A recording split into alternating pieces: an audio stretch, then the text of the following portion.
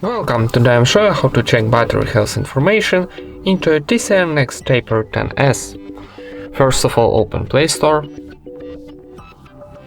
and in search find Ampere application.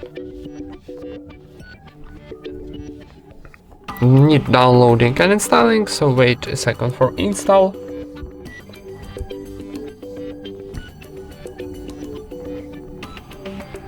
And now tap open.